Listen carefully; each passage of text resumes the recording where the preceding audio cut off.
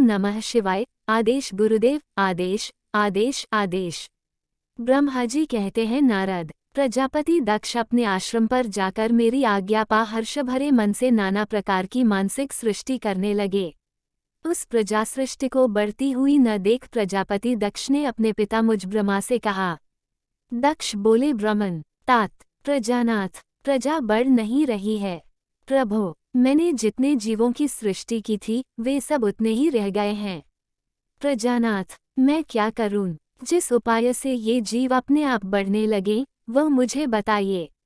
तदनुसार मैं प्रजा की सृष्टि करूंगा, इसमें संशय नहीं है। ब्रह्मा जी ने मैंने कहा, तात प्रजापते दक्ष, मेरी उत्तम बात सुनो और उसके अनुसार कार्य करो। सुरश्रेष्ठ भगवान शिव तुम्हारा कल्याण करेंगे। प्रजेश प्रजापति पंचजन वीरन की जो परम सुंदरी पुत्री असिकनी है उसे तुम पत्नी रूप से ग्रहण करो। स्त्री के साथ मैथुन धर्म का आश्रय ले तुम पुनः इस प्रजासर्ग को बढ़ाओ। असिवनी जैसी कामिनी के गर्भ से तुम बहुत सी संतानें उत्पन्न कर सकोगे। तदनंतर मैथुन धर्म से प्रजा की उत्पत्ति करने के उद्देश्य से प्रजापति दक्ष ने मेरी आज्ञा के अनुसार वीरन प्रजापति की पुत्री के साथ विवाह किया। अपनी पत्नी वीरनी के गर्भ से प्रजापति दक्ष ने 10,000 पुत्र उत्पन्न किए जो हर्यश्व कहलाए। मुने, वे सब के सब पुत्र समान धर्म का आचरण करने वाले हुए। पिता की भक्ति में तत्पर रहकर वे सदा वैदिक मार्ग पर ही चलते थे। एक समय पिता ने उन्हें प्रजा की सृष्टि करने का आदेश दिया। तात, तब वे सभी दाक्षायन नामधारी पुत्र सृष्टि के उद्देश्य से तपस्या करने के लिए पश्चिम दिशा की ओर गए। वहाँ नारायण सर नामक परम पावन तीर्थ है, जहाँ दिव्य सिंधु नद और समुद्र का संगम हुआ है। उस तीर्थ जल का ही निकट से स्पर्श करते उनका अंतःकरण शुद्ध एवं ज्ञान से संपन्न हो गया। उनकी आंतरिक मलराशि धुल गई और वे परमहंस धर्म में स्थित हो गए। दक्ष के वे सभी पुत्र पिता के आदेश में बंधे हुए थे, अतः मन को सुस्थिर करके प्रजा की वृद्धि के लिए वहां तप करने लगे। वे सभी सत्पुरुषों में श्रेष्ठ थे।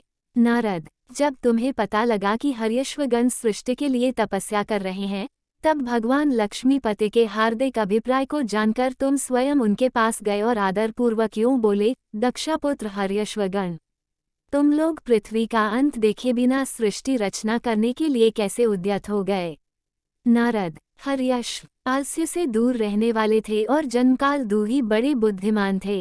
वे सब के सब तुम्हारा उपर्युक्ता कथन सुनकर स्वयं उस पर विचार हो करने लगे।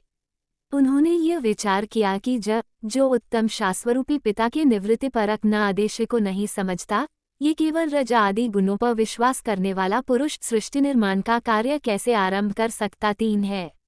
ऐसा निश्चय करके वे उत्तम बुद्धि और एक चित्त वाले दक्ष कुमार नारद को प्रणाम और उनकी परिक्रमा करके ऐसे पथ पर चले गए जहाँ जाकर कोई वापस नहीं लौटता है। नारद, तुम भगवान शंकर के मन हो और मुने, तुम समस्त लोकों में अकेले विचरा करते हो। तुम्हारे मन में कोई विकार नहीं है, क्योंकि तुम सदा महेश्वर की मनोवृत्ति के अनुसार ही कार्य करते हो। जब बहुत समय बीत गया तब मेरे पुत्र प्रजापति दक्ष को ये पता लगा कि मेरे सभी पुत्र नारद से शिक्षा पाकर नष्ट हो गए, मेरे हाथ से निकल गए। इससे उन्हें बड़ा डैक हुआ। वे बार बार कहने लगे, उत्तम संतानों का पिता होना शोक का ही स्थान है, क्योंकि श्रेष्ठ पुत्रों के बिछुड़ जाने से पिता को बड़ा कष्ट होता है। शिव की माया से मोहित होने से दक्ष को पुत्रवियोग के कारण बहुत शोक होने लगा। तब मैंने आकर अपने बेटे दक्ष को बड़े प्रेम से समझाया और सांत्वना दी। दैव का विधान प्रबल होता है इत्यादि बातें बताकर उनके मन को शांत किया। मेरे सांत्वना देने पर दक्ष पुनः पंचमकन्या असिवनी के गर्भ से शबलाश्व नाम के एक सहस्त्र पुत्र उत्पन्न किए। पिता का आदेश पाकर वे पुत्र भी प्रजा सृष्टि के लिए दृढ़तापूर्वक प्रतिज्ञा पालन का नियम ले उसी स्थान पर गए जहां उनके सिद्धि को प्राप्त हुए बड़े भाई गए थे। नारायण सरोवर के जल का स्पर्श होने मात्र से उनके सारे पाप नष्ट हो गए, अंतःकरण में शुद्धता आ गई और वे उत्तम व्रत के पालक शबलाश्व ब्रह्म प्रणव का जप करते हुए वहां बड़ी भारी तपस्या करने लगे।